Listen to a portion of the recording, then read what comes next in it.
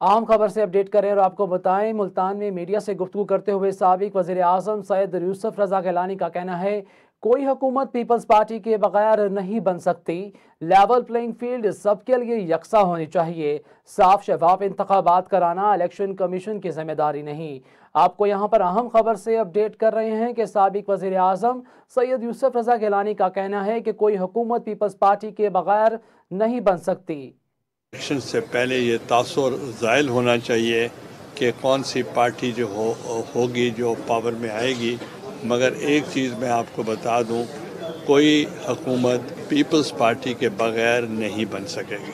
देखिए, this is the responsibility of the election commission to hold free, fair, transparent elections.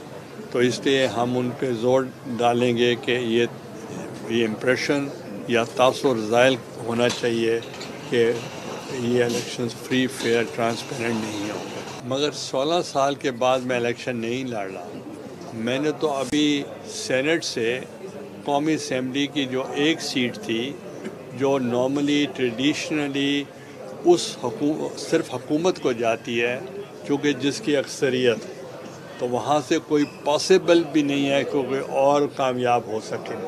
तो अल्लाह ताला के फजल व करम से हमारी जो अपोजिशन पार्टीज़ थी, जॉइंटली उन्होंने मुझे फ्लोट किया, मुझे कैंडिडेट मुकर्रर किया और मैं